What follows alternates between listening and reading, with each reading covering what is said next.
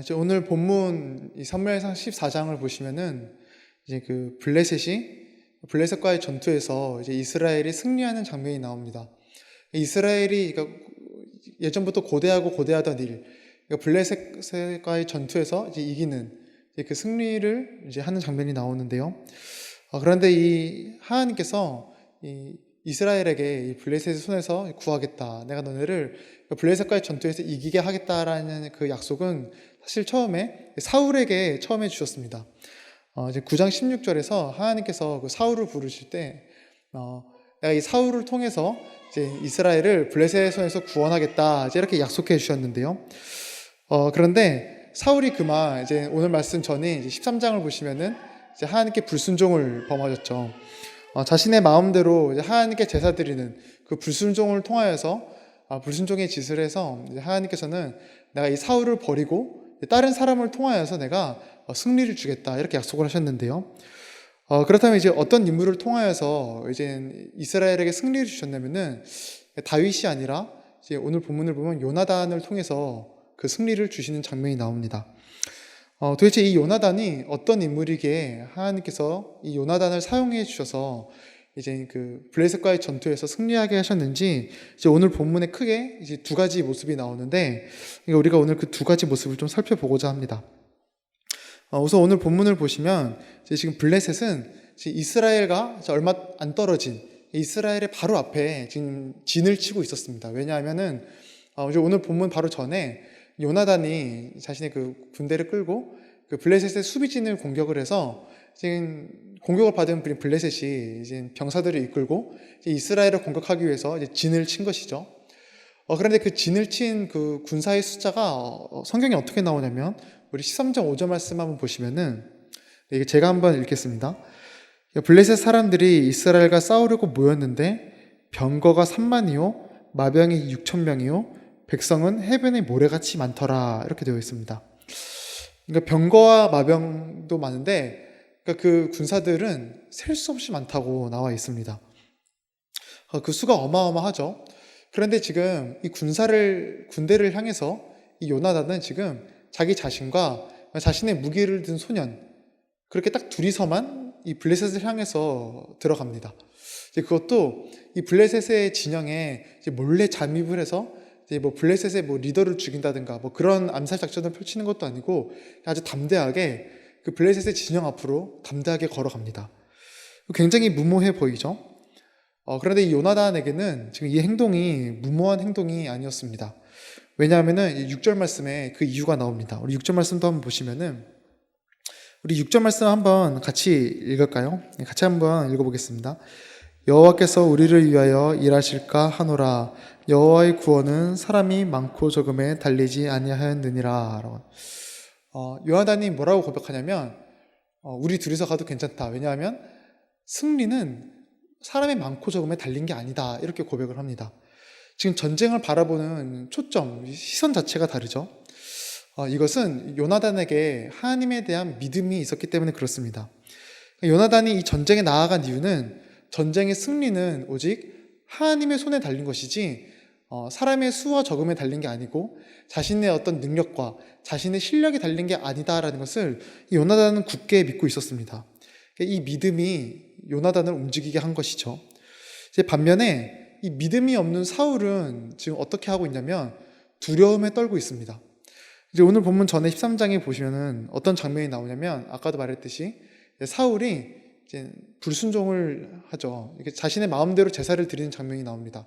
근데 그 제사를 왜 드리냐면은 그 블레셋의 군대를 보고 두려움에 떨어서 그렇습니다. 지금 사무엘이 와서 그 제사를 드린다고 약속했는데 혹시 사무엘이 와서 제사를 드리기도 전에 저 많은 블레셋의 군대가 쳐들어오면 어떡하나라는 그 두려움에 자신이 앞서서 제사를 드린 것이죠. 그래서 하나님께서 그 제사를 드리니 내가 너를 버리겠다 했습니다. 이거는 단순히 불순종의 문제가 아니라 사울에게 믿음이 없었기 때문에 그렇습니다. 그러니까 사무엘이 오기도 전에 저 블레셋이 우리를 공격해도 괜찮다. 왜냐하면 우리에게는 하나님이 있기 때문이다라는 믿음. 그 근본적인 믿음 자체가 사울에게 없었기 때문에 이제 하나님께서 사울을 버리신 것이죠. 그래서 이제 오늘 이 사무엘상 14장도 보시면은 사울은 지금 공격할 생각도 안 하고 있습니다. 우리 2절 말씀 한번 보시면은 2절을 제가 한번 읽으면은 사울이 기브와 변두리 미그론에 있는 석류나무 아래에 머물렀고 함께한 백성은 600명 가량이며 이렇게 되어 있습니다. 지금 사울은 뭐 하고 있냐면 석류나무 아래에서 그냥 쉬고 있습니다. 그러니까 전혀 공격할 생각도 안 하고 있는 것이죠. 왜냐하면은 믿음이 없기에 그렇습니다. 그래서 오늘 본문에 이 요나단과 이 사울은 지금 대조되고 있습니다. 그런데 사실 이 사울과 요나단의 모습 중에서 좀 우리가 현실적이다라고 말할 수 있는 인물은 사울입니다. 왜냐하면 사람은 크고 작은 것에 따라서 자신의 인생을 걸고 자신의 어떤 가치를 걸고 크고 작은 것을 따라서 사람들은 선택하기에 그렇습니다.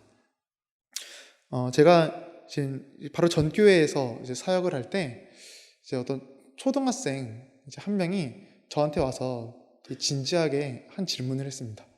전사님 살고 있는 집 몇 평이세요? 이렇게 물어본 적이 있습니다. 제가 솔직하게 말해줬죠. 13평이다 이렇게 얘기해 주니까 에게 하고 간 적이 있습니다.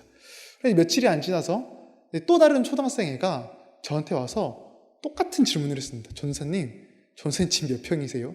그래서 똑같이 13평인데 하니까 그거밖에 안 돼요? 이렇게 말한 적이 있습니다. 그 집에서 3명이 살 수 있어요? 그렇게 말한 적이 있는데 그러니까 지금 벌써 이 어린 나이의 아이들부터 자신의 가치관을 크고 작은 것에 따라서 이제 판단하고 이제 있는 것이죠. 그런데 이게 일반적인 겁니다. 이게 사실 이상한 게 아니라 세상에서는 이게 당연한 겁니다. 하지만 오늘 본문에 보면 요나단은 그렇지 않습니다. 크고 작은 것에 자신의 기준을 두지 않았습니다. 하나님께서 일하시는 방식은 사람의 지혜와 사람의 어떤 힘에 딸린 게 아니다라는 것을 알고 있었고 전쟁의 승패 여부 또한 오직 하나님의 손에 달린 것이다. 이것을 요나단은 굳게 믿고 있었습니다. 그 믿음이 있었기 때문에 담대하게 나아간 것이죠. 이처럼 신자는 무엇으로 살아가냐면 오직 믿음으로 살아가는 존재가 바로 신자입니다.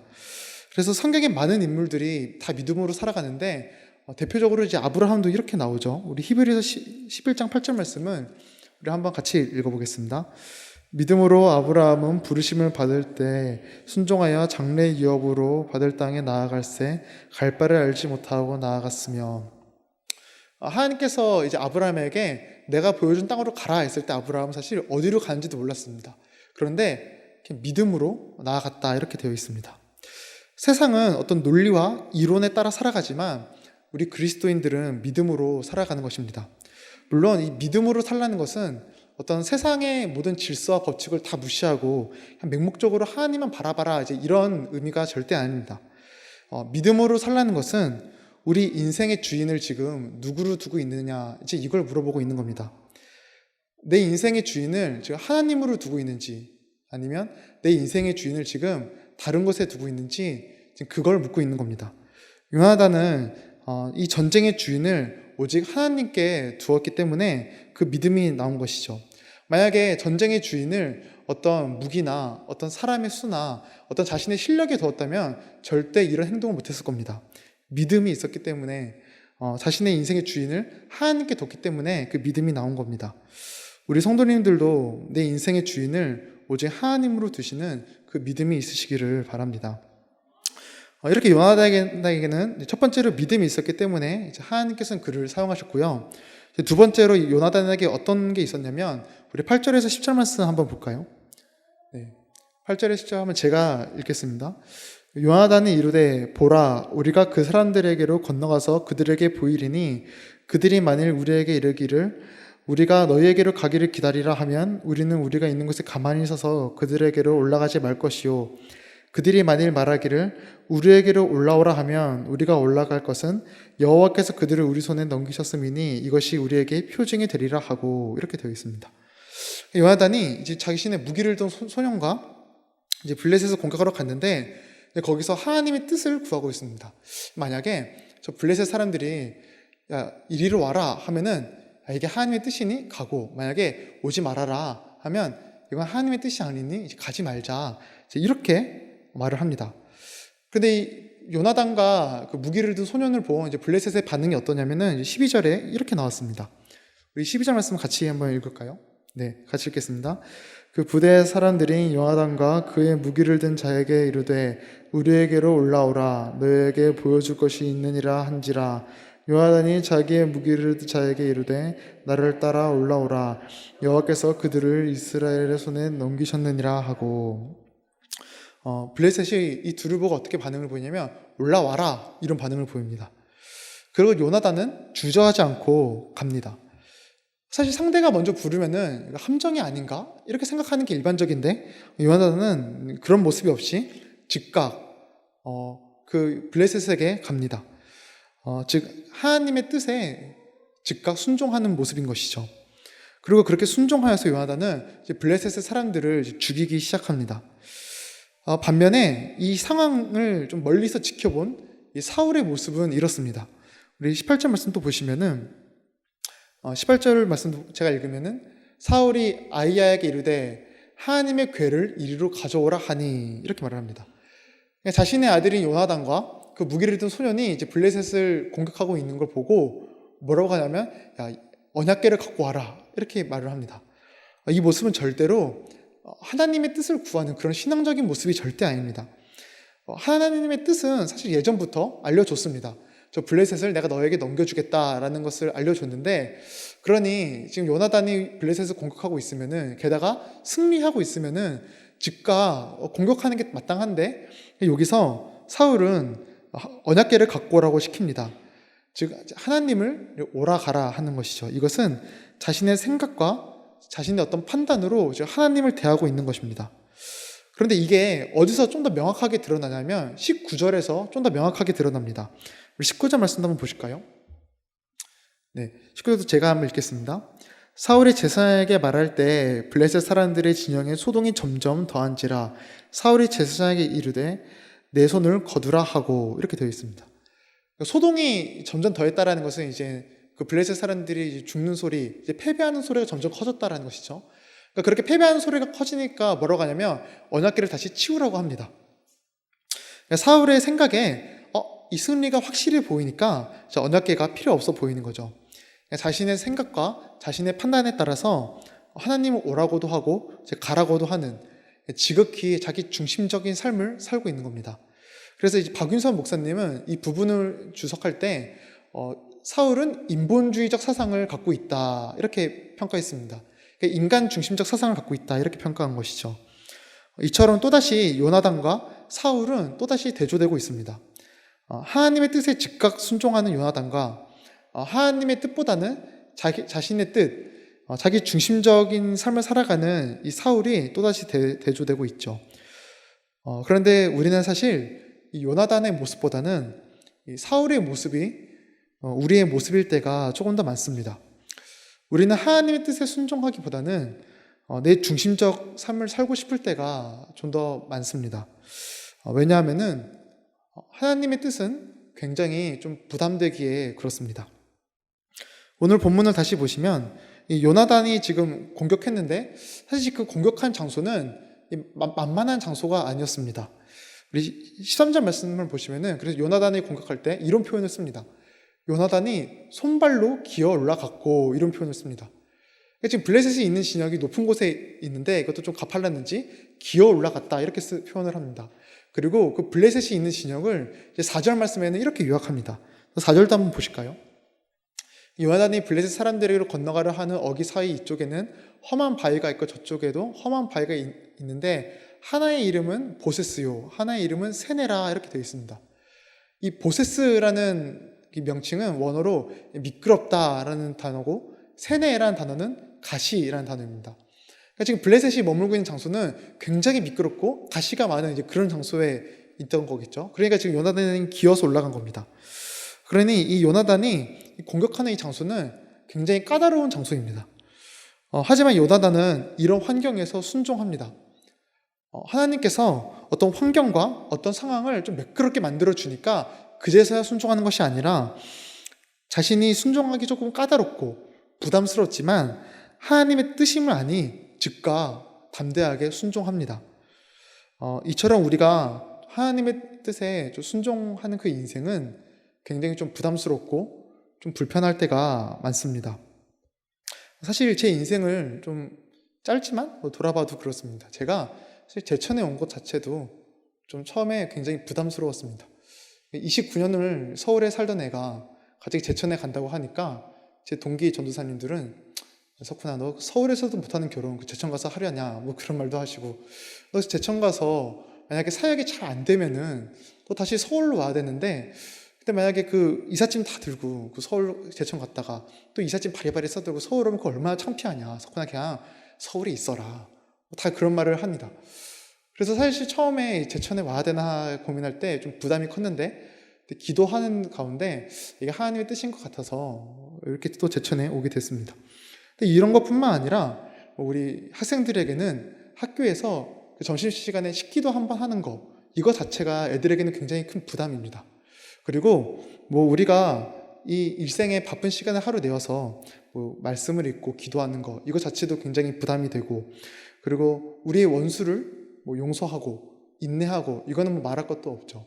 이처럼 하나님의 뜻에 순종하는 삶은 굉장히 부담스럽습니다. 굉장히 불편합니다. 그래서 우리는 이 순종을 하기가 좀 껄끄러울 때가 많습니다. 하지만 이것을 기억해야 됩니다. 그 부담을 안고 순종하는 게 그리스도인입니다. 세상과는 다른 불편함과 세상과는 조금은 다른 그런 부담을 안고 살아가는 사람들이 바로 그리스도인입니다.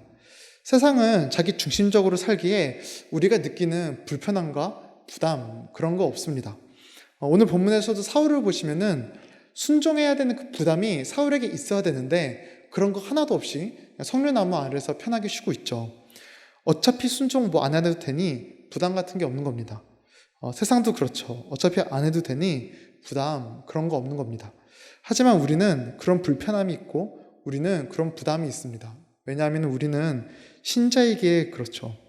우리는 신자이기에 그 부담과 그 불편함을 안고 살아가는 게 당연한 겁니다.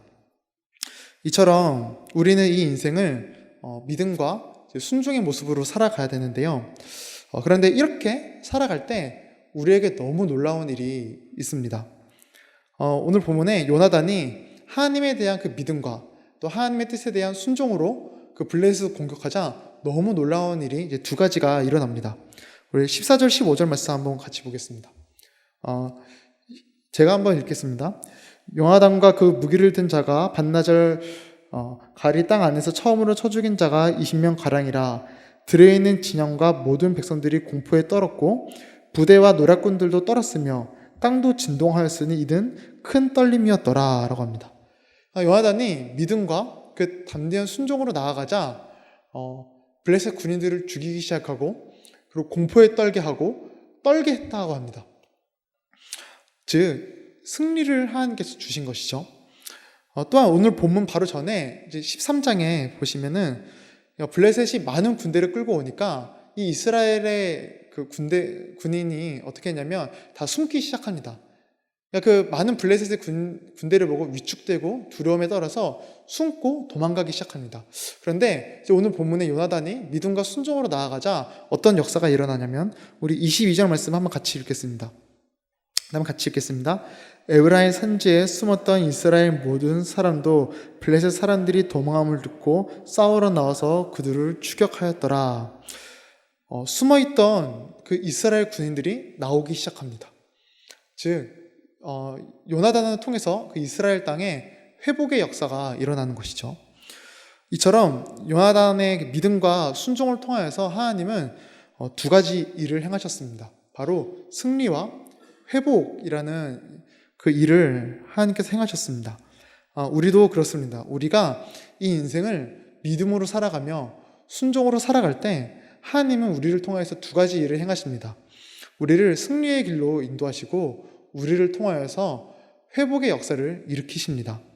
비록 이 승리와 회복이 이제 오늘 본문처럼 즉각적으로 우리의 삶에 나타나지는 않을 수 있습니다. 그러나 하나님은 결코 우리의 믿음과 우리의 순종을 결코 헛되게 사용하시는 그런 분이 아닙니다.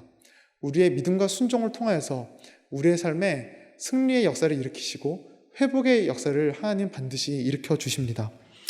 무엇보다 우리는 이 사실을 믿음과 순종을 통해서 승리와 회복이 있다라는 이 사실을 누구를 통해서 좀 더 확신하게 되냐면은 예수님을 통하여서 우리는 좀 더 확신할 수 있습니다. 예수님께서는 이 땅에 오셔서 친히 우리보다 앞서가셔서 이것을 보여주셨습니다. 우리 베드로전서 2장 말씀 한번 보시면요. 네, 제가 읽겠습니다. 부당하게 고난을 받아도 하나님을 생각함으로 슬픔을 참으면 이는 아름다우나 죄가 있어 매를 맞고 참으면 무슨 칭찬이 있으리요. 그러나 선을 행함으로 고난을 받고 참으면 이는 하나님 앞에서 아름다우니라. 우리 그 다음 말씀은 한번 같이 읽겠습니다. 이를 위하여 너희가 부르심을 받았으니 그리스도도 너희를 위하여 고난을 받으사 너에게 본을 끼쳐 그 자취를 따라오게 하려 하셨느니라. 직접 우리에게 본을 끼쳤다 이렇게 되어 있고, 또 요한복음에서도 예수님께서 직접 이렇게 말씀하셨습니다. 우리 이것도 같이 읽겠습니다. 내가 너에게 행한 것 같이 너희도 행하게 하려 하여 본을 보였노라. 아멘. 예수님께서는 이 길이 참된 길임을 먼저 보여주셨습니다. 그러니 우리에게 믿음과 순종이 만약에 없다면 이 길을 가야지 승리와 회복이 있음을 우리가 만약에 확신하지 못한다면은 그것은 곧 나보다 앞서가신 그 예수님을 신뢰하지 못한다라고 말하는 것과 똑같은 겁니다. 제가 어릴 때부터 이제 잘 못하는 게 하나 있습니다. 그 앞구르기를 잘 못합니다. 제가 설마 해서 이제 여기 예배에 있게 이제 몇 분 전에 3층에 올라가서 한번 굴러봤는데 역시나 지금도 잘 못합니다. 하다가 옆으로 넘어졌는데, 근데 제가 초등학교 때 어떤 일이 있었냐면 이 앞구르기 시험이 있는 겁니다, 학교에. 그래서 수행평가 체육 시간에 시험이 있어서 어머니가 이제 앞구르기 연습하자고 저 불러놓고 이제 굴러보라고 했는데 제가 무섭다고. 그래서 어머니가 이제 집에 있는 이불을 다 꺼내서 마루에 다 깔아주신 다음에 굴러봐라, 안 아프다. 근데 여전히 무서워서 못 구르겠다고 하니까 어머니가 그 연세에 직접 먼저 굴러주셨습니다. 구르시고 또 한 번은 옆으로 일부러 넘어지셨습니다. 안 아프다는 걸 보여주시기 위해서. 제가 막 울면서 나 진짜 못하겠다고, 그냥 시험 안 보겠다고 막 울면서 했는데, 그러다 한 대 맞았죠. 한 대 맞고 해보라고. 그래서 또 결국에 못하니까 어머니가 무슨 말 하냐면, 야, 엄마가 이렇게 보여줬는데도 못하냐? 이런 말을 들었습니다. 근데 그 말을 듣고 저것도 또 했어야 되는데 또 못해서 결국에 수행평가를 좀 망한 적이 있습니다. 근데 제가 사실 그때 그 앞구르기 못한 거 지금 생각해보면 두려움도 있었겠지만 그보다 먼저 어머니에 대한 어떤 신뢰, 내가 앞구르기 못할 수도 있지만 넘어져도 안 아프구나 라는 그 신뢰를 이제 없었던 게 있었던 거겠죠. 이처럼 우리가 사는 것도 비슷한 것 같습니다. 우리가 이 인생을 살아갈 때 여러 가지 변명과 여러 가지 두려움 때문에 믿음과 순종으로 못 살아간다면 이 길이 진정 승리의 길이고 이 길이 진정 회복의 길임을 먼저 보여주신 그 예수님을 신뢰하지 못한다라는 것과 같습니다. 그러니 앞서가신 예수님을 신뢰하는 마음으로 이 세상을 믿음과 순종으로 살아가시기 바랍니다. 그때 분명 부담이 되실 겁니다. 불편함이 있으실 겁니다. 그러나 그 길을 통해서 우리 성도님들의 삶에 세상에서 줄 수 없는 참된 승리와 참된 회복의 역사를 우리 주님께서 열어주실 겁니다. 그 주님을 신뢰하시기를 주님의 이름으로 축복합니다. 같이 기도하겠습니다.